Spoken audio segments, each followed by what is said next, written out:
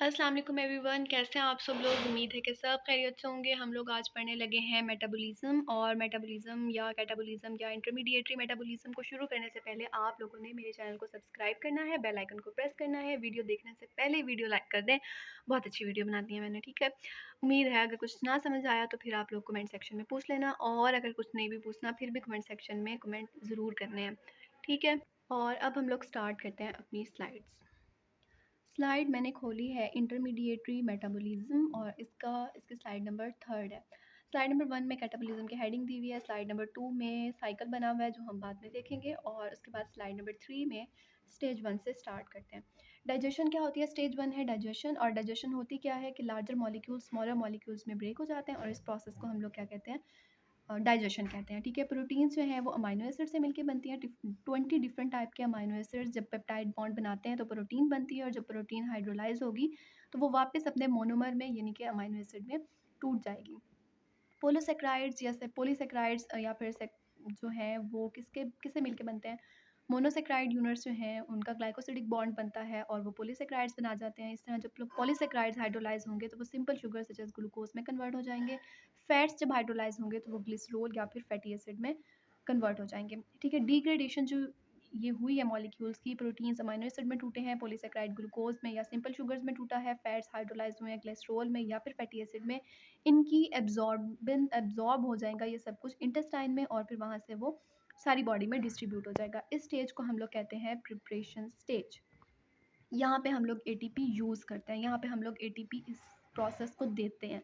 इस प्रोसेस में energy use होती है, इसलिए हम इस प्रोसेस को इन्वेस्टमेंट फेज भी कहते हैं। या तो ये प्रिपरेशन स्टेज है या फिर ये इन्वेस्टमेंट स्टेज है, ठीक है। नेक्स्ट स्लाइड पे हम लोग जाते हैं। नेक्स्ट स्लाइड जो है उसमें क्या होता है कि जो स्मॉल पार्टिकल्स आपकी फेज नंबर 1 में, स्टेज नंबर 1 में जो प्रोटीन्स अमाइनो एसिड में टूटे थे, जो पॉलीसेक्राइड्स जो है वो शुगर्स में टूटे थे, जो लिपिड्स जो हैं वो ग्लिसरॉल और फैटी एसिड में टूटे थे, वो अब मज़ीद सिंपलर यूनिट्स में टूट जाएंगे, ठीक है। और जो सिंपलेस्ट यूनिट है वो है acetyl co enzyme A, 2 carbon molecule है ये एक, इसमें कन्वर्ट हो जाएंगे, ठीक है। सम एटीपी इस स्टेज पे आके जनरेट होगी, लेकिन ये बहुत थोड़ी सी उसकी बहुत थोड़ी सी अमाउंट है, उसकी क्वांटिटी बहुत थोड़ी है as compared to the third stage में हमें सबसे ज़्यादा एटीपी मिलेगी, और थर्ड स्टेज है क्रेब्स साइकिल, ठीक है। अब थर्ड स्टेज में क्या होता है? एटीपी प्रोड्यूस होती है, और from the complete oxidation of acetyl unit of acetyl coenzyme, यहाँ पे एसिटाइल कोएंजाइम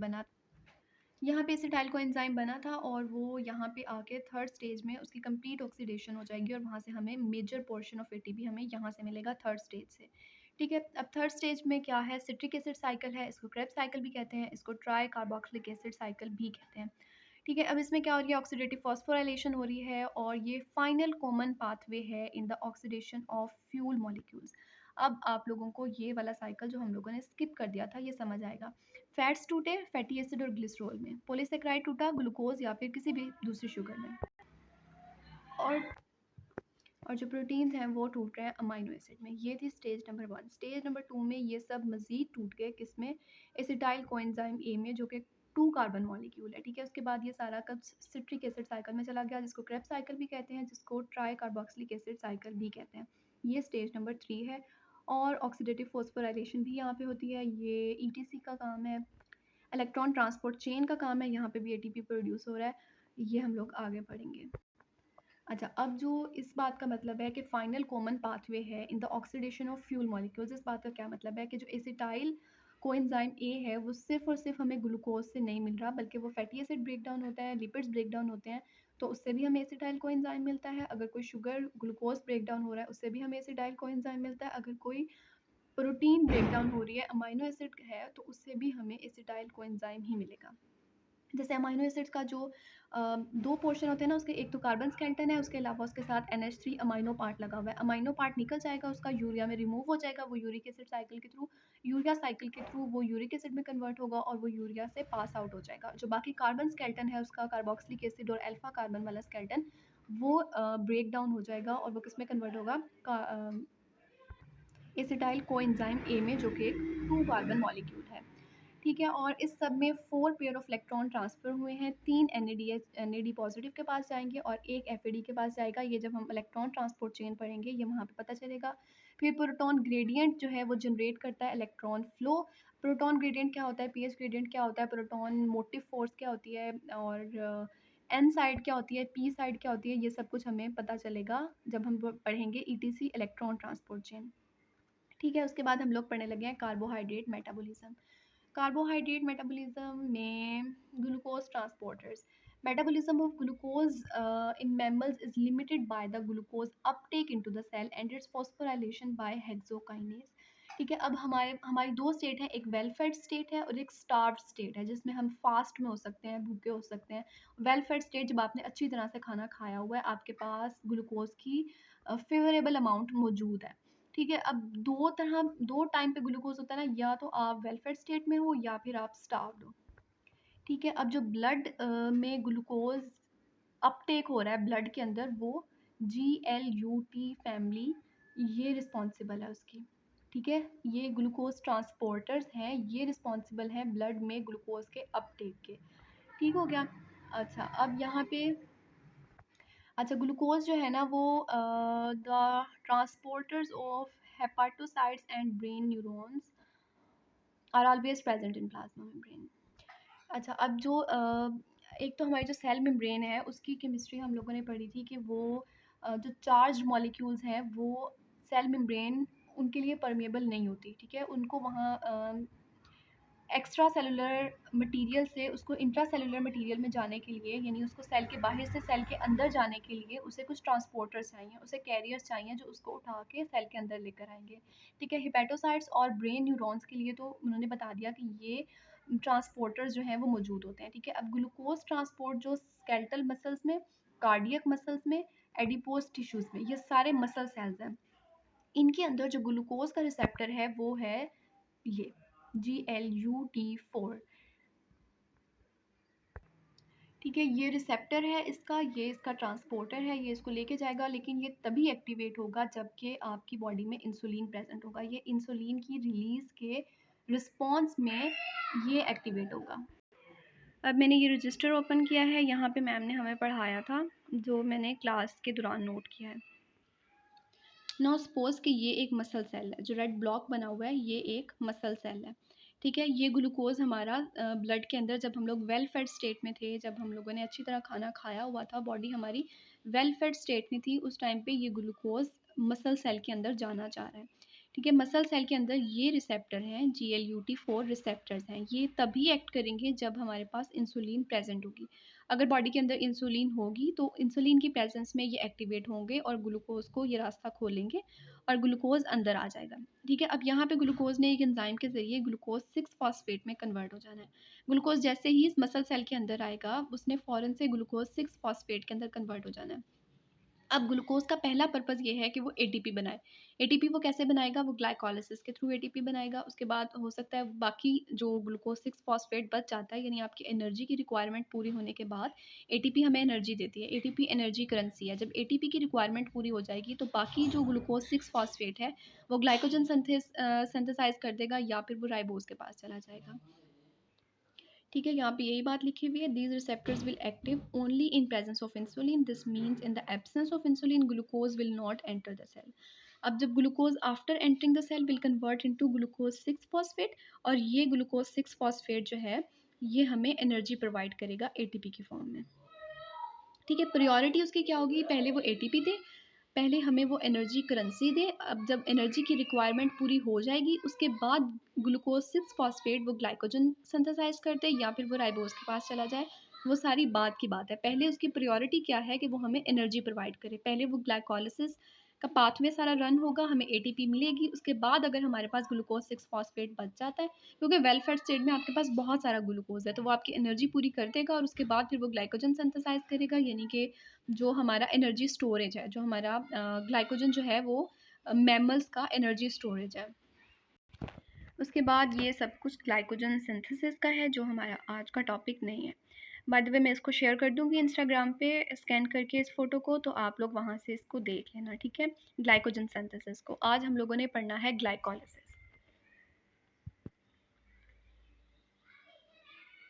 ग्लाइकोलिसिस क्या है? मेटाबॉलिक पाथवे है used by most organism both aerobes और anaerobes to to begin to break down glucose. Glucose को ब्रेक डाउन के लिए aerobic और एनएरोबिक दोनों तरह के ऑर्गेनिजम्स, यानी जो ऑक्सीजन को यूज़ करते हैं एरोबिक, जो ऑक्सीजन को यूज़ नहीं करते एनएरोबिक, दोनों तरह के ऑर्गेनिज्म ग्लाइकोलिसिस के पाथवे के ज़रिए, इस मेटाबॉलिक पाथवे के ज़रिए ग्लूकोज को ब्रेक करते हैं एटीपी लेने के लिए, अपनी एनर्जी लेने के लिए। ठीक है, glycolysis is a near universal pathway है, मतलब कि ग्लाइकोलिसिस आपका यूनिवर्सल पाथवे, जितने भी ऑर्गेनिजम्स हैं, जितने भी सेल्स हैं, चाहे वो एरोबिक हैं चाहे वो एनएरोबिक हैं, वो लोग ग्लूकोज की ब्रेकडाउन किसके ज़रिए करेंगे, ग्लाइकोलिसिस के लिए करेंगे। लिसिस का मतलब होता है स्प्लिटिंग, ग्लाइको का मतलब होता है sugar. It does not require oxygen but it can occur either in the presence और एब्सेंस ऑफ ऑक्सीजन। ग्लाइकोलिसिस को ऑक्सीजन नहीं चाहिए, अगर ऑक्सीजन होगी यानी एरोबिक ऑर्गेनिज्म होगा तो भी ग्लाइकोलिसिस हो जाएगा, अगर ऑक्सीजन प्रेजेंट नहीं है तो भी ग्लाइकोलिसिस हो जाएगा। ग्लाइकोलिसिस जो है वो कहाँ से स्टार्ट होता है, ग्लूकोज से स्टार्ट होता है और इसका एंड प्रोडक्ट पायरोवेट है। जो एरोबिक ऑर्गेनिजम्स हैं यानी जो ऑक्सीजन जिनके पास है, उन ऑर्गेनिजम्स में पायरोवेट आगे क्रेब साइकिल में, या फिर जिसको हम ट्राई कार्बोक्सिलिक एसिड साइकिल कहते हैं, जिसको हम सिट्रिक एसिड साइकिल कहते हैं, उसमें जाएगा। लेकिन वो लोग वो ऑर्गेनिज्म, वो सेल्स जिनके पास एनएरोबिक हैं, जिनके जो ऑक्सीजन यूज़ नहीं कर सकते, जिनके पास माइटोकॉन्ड्रिया नहीं है, वहाँ पे पायरोवेट उसकी फर्मेंटेशन होगी। वो अल्कोहलिक फर्मेंटेशन भी हो सकती है, वो लैक्टिक एसिड फर्मेंटेशन भी होती है। ठीक है, वो लैक्टेट में कन्वर्ट हो जाएगा पायरोवेट और उसके बाद उसकी अल्कोहलिक एसिड फर्मेंटेशन हो जाए या फिर लैक्टिक एसिड हो जाए। ये सिंपलेस्ट ग्लाइकोलिसिस दी हुई है। ये ग्लूकोज है, 10 स्टेप है इसके दरमियान में। एंड प्रोडक्ट ग्लाइकोलिसिस का पायरोवेट है। पायरोवेट अगर वो एरोबिक ऑर्गेनिज्म होगा, चेक, अगर वो एरोबिक ऑर्गेनिज्म होगा तो वो एसिटाइल कोएंजाइम में ब्रेक होगा और ये एसिटाइल कोएंजाइम क्रेब साइकिल में चला जाएगा। ठीक है, और सिट्रिक एसिड साइकिल में चला जाएगा, ट्राई कार्बोक्सिलिक एसिड साइकिल में चला जाएगा, और वो थर्ड स्टेज थी, याद है, वो थर्ड स्टेज थी, वहाँ से हमें मेजर पोर्शन ऑफ एटीपी हमें थर्ड स्टेज से मिलना है। और अगर वो ऑर्गेनिज्म एनएरोबिक है तो वो लैक्टेट बना देगा। ठीक है, अब जो एसिटाइल कोएंजाइम के बाद जितना भी प्रोसेस है वो सारे का सारा माइटोकॉन्ड्रिया में होना है। ठीक है, जो माइटोकॉन्ड्रियल मैट्रिक्स में होना है, जो ये क्रेब साइकिल रन होना है, जो टीसीए रन होगा साइकिल, ये मेटाबॉलिक उसमें सॉरी माइटोकॉन्ड्रियल मैट्रिक्स में रन होगा। ठीक है, जो एरोबिक ऑर्गेनिजम्स हैं, जो एरोबिक सेल्स हैं, उनके पास माइटोकॉन्ड्रिया होता है। जो एनएरोबिक ऑर्गेनिजम्स या एनएरोबिक सेल्स हैं, उनके पास माइटोकॉन्ड्रिया नहीं होता। ठीक हो गया, इसलिए वो ऑक्सीजन को यूज़ नहीं कर सकते बिकॉज उनके पास माइटोकॉन्ड्रिया ही नहीं है। जैसे कि हमारे रेड ब्लड सेल्स हैं, ऑक्सीजन रिच है वो, रेड ब्लड सेल जो है वो ऑक्सीजन ट्रांसफ़र कर रहे हैं बॉडी के अंदर, लेकिन वो ऑक्सीजन को यूज़ नहीं कर सकते। क्यों यूज़ नहीं कर सकते, उनके पास माइटोकॉन्ड्रिया ही नहीं है, वो एनएरोबिक हैं। तो वहाँ पे ये क्रेब साइकिल रन नहीं होगा, वहाँ पे पायरोवेट बनेगा और पायरोवेट से लैक्टेट बन जाएगा। उसके बाद नेक्स्ट स्लाइड ये है, इसको हम लोगों को करने की ज़रूरत नहीं है। हम इसके बाद नेक्स्ट वाली स्लाइड पे जाते हैं। फेजेस ऑफ ग्लाइकोलिसिस, इसकी दो फेजेस हैं, प्रिपरेटरी फेज है और पे ऑफ फेज है। प्रिपरेटरी फेज में एटीपी इन्वेस्ट होता है, इसको इन्वेस्टमेंट फेज भी कहते हैं। पे ऑफ फेज में एटीपी और एनएडीएच हमें मिलता है, इसको हम प्रॉफिट फेज भी कहते हैं। ठीक है, इसकी रीडिंग आप लोग खुद कर लेना। इसके बाद मैं इसको ज़रा जूम कर लूँ, मेरा ख्याल है ये जूम नहीं होगा। अच्छा, ये इतना जूम हो चुका है। अब आप लोग देखो, जो प्रिपरेटरी फेज़ है इसको हम लोग इन्वेस्टमेंट फेज़ भी कहते हैं क्योंकि इसमें एटीपी यूज़ हो रहा है। एक मॉलिक्यूल एटीपी का यहाँ यूज़ हो रहा है, एक मॉलिक्यूल एटीपी का यहाँ पे यूज़ हो रहा है। ठीक है, अब ग्लूकोज से ये स्टार्ट हुआ और ये एंड होगा पायरोवेट पे।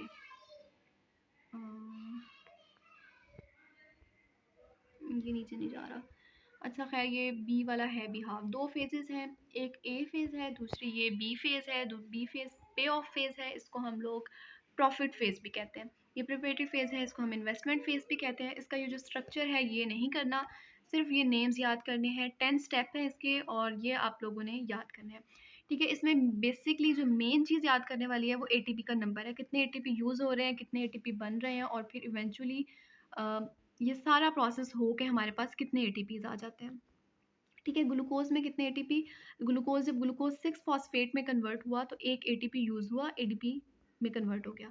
ठीक है, उसके बाद फ्रक्टोज 6 फॉस्फेट में जब वो इसका आइसोमर है ग्लूकोज 6 फॉस्फेट का फ्रक्टोज 6 फॉस्फेट, ठीक है। फ्रक्टोज 6 फॉस्फेट जब फ्रक्टोज 1 6 बिस फॉस्फेट में कन्वर्ट हुआ तो उसने एक फॉस्फेट लिया एटीपी से, एडीपी आ गया हमारे पास। यहाँ पे एटीपी दोनों यूज़ हो रहे हैं। उसके बाद ग्लाइसरल्डिहाइड 3 फॉस्फेट और डाईहाइड्रोक्सी एसीटोन फॉस्फेट, ये दोनों प्रोडक्ट हैं प्रिपरेटरी फेज के, इन्वेस्टमेंट फेज के, ये दो प्रोडक्ट हैं, ठीक है। उसके बाद हम लोग पे ऑफ फेज में जा रहे हैं। ये देखो यहाँ पे ग्लाइसरल्डिहाइड 3 फॉस्फेट और डाईहाइड्रोक्सी एसीटोन फॉस्फेट, ये हमारे पास प्रिपरेटरी फेज के दो प्रोडक्ट थे। अब ये जा रहे हैं पे ऑफ फेज में, प्रॉफिट फेज में, ठीक है। अब ग्लाइसरल्डिहाइड 3 फॉस्फेट के ये जो थे, दो प्रोडक्ट आए थे ना हमारे पास, ये जब कन्वर्ट होंगे 1 3 बिस फॉस्फोग्लिसरेट में तो हमें दो NADH मिलेंगे, ठीक है। अब ये NAD पॉजिटिव, ये इसकी ऑक्सीडाइज्ड फॉर्म है, ये सबस्ट्रेट है, और हमारे पास प्रोडक्ट क्या मिल रहा है हमें, NADH, ये रिड्यूस्ड फॉर्म है, ठीक है। यहाँ से पे इलेक्ट्रॉन्स रिमूव हुए हुए हैं, यहाँ पे इलेक्ट्रॉन्स ऐड हुए हुए हैं। उसके बाद 1 3 बिस फॉस्फोग्लिसरेट, ये जब 2 ADP के मॉलिक्यूल्स को यूज़ करेगा 2 ATP बन जाएगी। अब देखो हमें यहाँ पे क्या मिला, दो NADH मिले, दो ATP मिले, कहाँ पे, पे ऑफ फेज में, ठीक। उसके बाद ये सारा प्रोसेस होगा, 10 स्टेप जो हैं वो उसके कंप्लीट होंगे, और लास्ट जो स्टेप है फॉस्फोइनोल पायरोवेट, इस ये जब पायरोवेट में कन्वर्ट होगा तो हमें दो ATP दोबारा मिलेंगे। अब टोटल पे ऑफ फेज में हमें कितने ATPs मिले, 4 ATP, दो ATP ये, दो ATP ये। लेकिन इन जो हमारा एंड प्रोडक्ट आया 4 ATPs का, उनमें से हमने दो इन्वेस्टमेंट फेज में यूज़ भी किए थे। ये देखो, दो एटीपी, एक एटीपी यहाँ यूज़ हो रहा है, एक एटीपी यहाँ यूज़ हो रहा है, दो एटीपी हमने इन्वेस्टमेंट फेज में यूज़ भी किए थे, ठीक है। तो हमारे पास यहाँ कितने एटीपी बच गए, दो एटीपी बच गए, और दो NADH, एक NADH 1.5 ATP देता है, 2.5, सॉरी, एक NADH 2.5 ATP देता है। तो दो NADH कितनी ATP देंगे, 2 को मल्टीप्लाई करो 2.5 से, इज इक्वल्स टू 5 ATP। ये यहाँ डायरेक्ट ATP नहीं दे रहा, ये हमें इलेक्ट्रॉन ट्रांसपोर्ट चेन में जाकर ATP देगा, वो हम लोग अभी आगे पढ़ेंगे। लेकिन अभी के लिए इतना याद करो कि NADH जो है वो एक NADH 2.5 ATP देता है, ठीक है। तो दो NADH कितनी ATP देंगे, 2 multiply by 2.5 is equals to 5 ATP। 5 ATP वो, दो ATP हमें यहाँ से मिली, एक्चुअली हमें 4 मिली थी, लेकिन क्योंकि दो हम लोग इन्वेस्टमेंट फेज में यूज़ कर चुके हैं तो हम लोग नेट प्रॉफिट जो है वो अपना 2 ATP का रखेंगे। 5 ATP हमें NADH से मिली, 2 ATP हमें यहाँ से मिल गई, टोटल कितनी हो गई, 5 + 2 इज इक्वल्स टू 7। तो ग्लाइकोलिसिस के पूरे प्रोसेस में हमें 7 ATPs मिली। एक ग्लूकोज का मॉलिक्यूल ब्रेक हुआ तो हमें 7 ATPs मिली। अगर मैम ये क्वेश्चन पूछ लेती हैं कि 3 ग्लूकोज के मॉलिक्यूल ब्रेक होंगे तो हमें कितनी ATPs मिलेंगी, तो आप 7 को मल्टीप्लाई कर दोगे 3 से, इज इक्वल्स टू आंसर 7 3 21, तो आपको 21 ATPs मिल रही होंगी, ठीक है।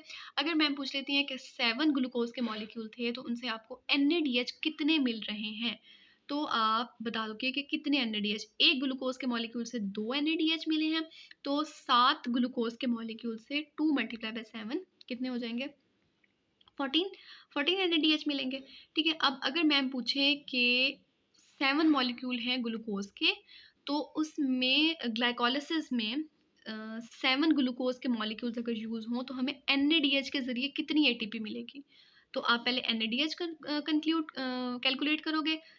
7 मॉलिक्यूल ग्लूकोज के हमने लिए थे तो 14 मॉलिक्यूल हमें NADH के मिलेंगे, और 14 को आप मल्टीप्लाई करो 2.5 से तो हमें मिल जाएगी कि हमें इतनी ATP NADH के ज़रिए मिलेगी ग्लाइकोलिसिस में, ठीक है। मैम ने कहा था मैं इस तरह के क्वेश्चंस दूंगी, ये रट्टे वाले नहीं दूंगी।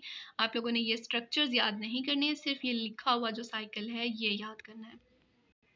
उसके बाद आगे सारी स्लाइड सिर्फ रीड करने वाली हैं, उसमें एज सच कोई कॉन्सेप्ट नहीं है, ठीक है।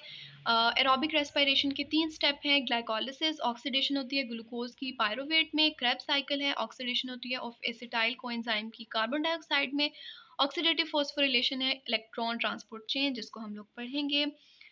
और उसके बाद glycolysis multi step breakdown of glucose into pyruvate with little investment of energy, ठीक है। जनरेट क्या करता है, स्मॉल अमाउंट ऑफ ATP, कितनी ATP, 2 ATP मिलती है हमें, small amount of reducing power क्या है, NADH, 2 ATP मिली, 2 NADH मिले, 2 NADH हमें 5 ATP देंगे, 5 + 2 7, टोटल हमें 7 ATPs मिल रही हैं इस साइकिल में। ये ओवरऑल रिएक्शन है। ग्लूकोज था, 2 एटीपी हमने खर्च किए, 2 एनएडी खर्च किए, 4 एडीपी खर्च किए, 2 इनऑर्गेनिक फॉस्फेट नहीं, कुछ और कहते हैं इसको, 2 फॉस्फेट हमने खर्च किए। क्या मिला हमें एंड प्रोडक्ट? 2 पायरोवेट मिले, 2 एडीपी के मॉलिक्यूल मिले, 2 एनएडीएच मिले, 2 एच पॉजिटिव मिले, 4 एटीपी मिले, 2 H2O मिले। इन 4 एटीपीज में से हमने 2 एटीपी यहाँ पे यूटिलाइज कर लिए थे। तो जब हम इसको नेट जो इसकी ओवरऑल इक्वेशन है उसमें हम लोगों ने यहाँ पे 2 एटीपी लिखने हैं। ये इसकी नेट ओवरऑल इक्वेशन है। सारा ये जनरल इक्वेशन थी, यानी हम लोगों ने कितना खर्च किया, कितना कमाया, वो सब कुछ था। फिर जब हमने अपने कमाए हुए में से अपना खर्चा निकाल दिया तो जो प्रॉफिट हमारे पास आया था, जो नेट इक्वेशन ओवरऑल हमारे पास आई, वो हम लोगों ने ये लिख दी। ठीक है, उसके बाद नेक्स्ट स्लाइड ये है ग्लूकोज ग्लाइकोलिसिस के 10 सक्सेसिव रिएक्शंस। 10 स्टेप से होता हुआ 2 पायरोवेट के मॉलिक्यूल्स बने। अगर ये एरोबिक ऑर्गेनिज्म में हो रही थी ग्लाइकोलिसिस, तो ये 2 पायरोवेट के मॉलिक्यूल 2 एसिटाइल कोएंजाइम में कन्वर्ट होंगे। ठीक है, 2 एसिटाइल कोएंजाइम जो है ये आगे सिट्रिक एसिड साइकिल में जाएगा, जिसको क्रेब्स साइकिल भी कहते हैं, जिसको ट्राई कार्बोक्सिलिक एसिड साइकिल भी कहते हैं। वहाँ पे जाके ये कार्बन डाइऑक्साइड रिलीज करेगा और वाटर रिलीज करेगा। ठीक हो गया। अगर ऑर्गेनिज्म जो है वो एनारोबिक है, यानी कि वो ऑक्सीजन को यूज़ नहीं करता, तो फिर पायरोवेट लैक्टेट में कन्वर्ट हो जाएगा, यानी लैक्टिक एसिड फर्मेंटेशन होगी या फिर अल्कोहलिक फर्मेंटेशन होगी। ठीक है, ये पाथवेज होंगे।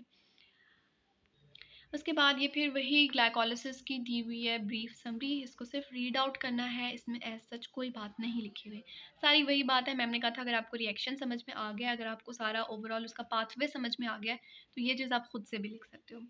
क्या चीज़ कहाँ पे ऑक्सीडाइज हो रही है? एन का हमने देखा कि ये ऑक्सीडाइज्ड एन है, और एन जो है वो रिड्यूस फॉर्म में है। एन प्लस जो है वो सबस्ट्रेट है, एन जो है वो प्रोडक्ट है, और यही सब कुछ हम लोगों ने पढ़ा। उसके बाद फर्मेंटेशन क्या होती है? अगर तो एरोबिक ऑर्गेनिज्म है तो पायरोवेट आगे एसिटाइल कोएंजाइम में कन्वर्ट होगा, और एसिटाइल कोएंजाइम क्रेब्स साइकिल में चला जाएगा, और फिर वहाँ से वो कार्बन डाइऑक्साइड रिलीज करेगा और वाटर रिलीज करेगा। ठीक है, अब अगर ऑर्गेनिज्म एरोबिक है, एनएरोबिक है सॉरी, वो ऑक्सीजन यूज़ नहीं कर रहा, फिर वो एनर्जी कैसे लेगा? वो फर्मेंटेशन के थ्रू एनर्जी लेगा। फर्दर उसकी मेटाबॉलिज्म जो है, पायरुविक एसिड हमारे पास बना था, पायरुवेट बना था, उसकी फर्दर मेटाबॉलिज्म होगी फर्मेंटेशन के थ्रू, और इस फर्मेंटेशन में क्या होगा? ग्लूकोज पायरुवेट में कन्वर्ट हो रहा है, ये इतनी ग्लाइकोलिसिस है, और ये पायरुवेट जब लैक्टेट में कन्वर्ट हुआ, ये इतनी फर्मेंटेशन है। इस फर्मेंटेशन के क्या होगा कि ऑक्सीडाइज्ड जो NAD पॉजिटिव था वो रिड्यूस हो गया NADH में। ये रिड्यूस NADH जो है वापस रीऑक्सीडाइज होगा NAD पॉजिटिव में।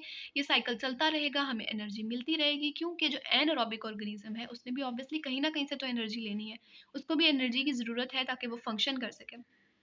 तो एरोबिक वाले तो आगे क्रेब्स साइकिल में जाएंगे, उन्हें वहाँ से बहुत सारा ATP मिल जाएगा, लेकिन जो एनारोबिक ऑर्गेनिज्म है उन्हें भी एनर्जी की ज़रूरत है, तो वो एनर्जी इस तरह से लेंगे। ठीक है, अल्कोहलिक फर्मेंटेशन होती है, लैक्टिक एसिड फर्मेंटेशन होती है, और ये सब कुछ। अच्छा, ये वाले साइकिल जो है ना, ये याद करने की ज़रूरत, मतलब ये आपकी अपनी मर्ज़ी है, आपने ये वाला करना है या फिर आपने ये वाला करना है। मैम ने कोई रिस्ट्रिक्शन नहीं लगाई कि सारे का सारा याद करना है। इसी तरह हमने ग्लाइकोलिसिस के भी ऊपर जो है ना वो 2 साइकिल देखे थे। Let me go back. एक तो ये साइकिल था, ये मुझे मुश्किल लग रहा है, आई डोंट नो आप लोगों में से आपको कौन सा ईज़ी लगेगा, लेकिन इसमें ये सारे स्ट्रक्चर बने हुए हैं कि तीन कार्बन है, एक उसके साथ फॉस्फेट है, यहाँ पे 1,3 डाइफॉस्फोग्लिसरिक एसिड जो है, इसमें 2 फॉस्फेट लगे हुए हैं, कार्बन नंबर 1 के साथ है, कार्बन नंबर 3 के साथ है।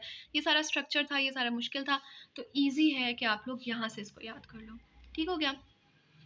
ओके, पहला लेक्चर हमारा यहाँ पे एंड होता है। मैं दोबारा याद करवा देती हूँ, चैनल को सब्सक्राइब करना है, बेल आइकन को प्रेस करना है, वीडियो को लाइक करना है, और कमेंट भी करना है। ओके, अल्लाह हाफिज़।